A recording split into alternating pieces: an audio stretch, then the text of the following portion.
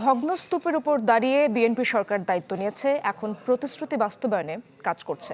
রাজধানীতে এক মতবিনিময় সভায় এই মন্তব্য করেন প্রধানমন্ত্রীর রাজনৈতিক উপদেষ্টা রুহুল কবির রিজভী। এ সময় সরকারের দায়িত্বশীল মন্ত্রী উপদেষ্টারা বলেন, গেল ৬ মাসে তাদের কাজের মূল্যায়ন করবে জনগণ।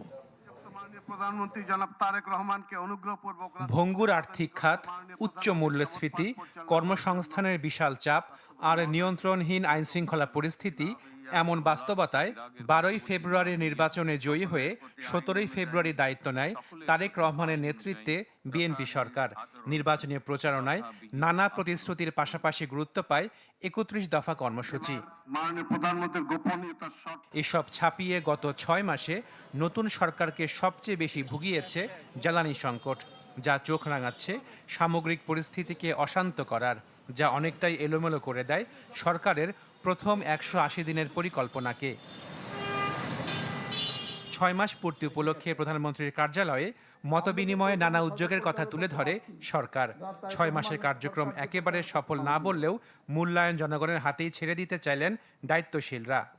মাত্র ৬ মাসে এত একটা বড় সমস্যা পীড়িত দেশে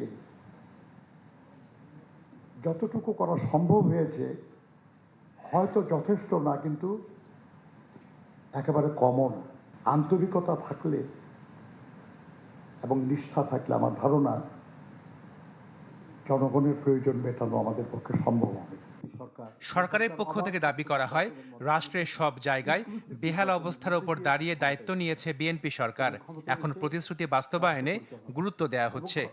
নির্বাচনের প্রাক্কালে যে প্রতিশ্রুতিগুলো দিয়েছিলেন, যে অঙ্গীকারগুলো করেছিলেন সরকার প্রধান, সেই প্রতিশ্রুতিগুলি পূরণে তিনি ক্ষমতা গ্রহণের প্রায় প্রথম দিন থেকে অথবা দ্বিতীয় দিন থেকে তিনি শুরু করেছেন তার কর্মযজ্ঞ। প্রথম পর্বের এই দিনগুলিকে আমাদের ব্যয় করতে হচ্ছে যত না বেশি কর্মসূচি বাস্তবায়ন করার জন্য, তার চেয়ে বেশি বাস্তবায়ন করতে হচ্ছে ধ্বংসস্তূপকে নতুন কর্মসূচি গ্রহণ করার উপযোগী হিসাবে গড়ে তোলার জন্য। গত ৬ মাসে বাক স্বাধীনতা, আইনের অনুশাসন এবং মানবাধিকারের ক্ষেত্রে আমরা সর্বোচ্চ মানদণ্ড স্থাপন দেখেছি, যেখানে একটি বারের জন্য কখনো কোনো রাজনৈতিক নিপীড়ন হয়নি। আইনশৃঙ্খলা পরিস্থিতি নিয়ে আরও নিবিড়ভাবে কাজ করছে সরকার, তবে আগামীতে কোনোভাবেই মব কালচার সহ্য করা হবে না বলে দায়িত্বশীলরা জানান। এই ধরনের কোনো মব কালচার টলারেট করা হবে না। দেশ চলবে দেশের আইন অনুযায়ী এবং সেটাকেই আমরা এনফোর্স করবো ইনশাআল্লাহ। নোট অফ ডিসেন্ট বাদ দিয়ে জুলাই সনদে আর যা যা আছে সবকিছু বিএনপি বাস্তবায়ন করবে। জ্বালানি সংকটে মানুষের ভোগান্তির কথা স্বীকার করে দ্রুত সংকট সমাধানের আশ্বাসও মেলে সরকারের পক্ষ থেকে।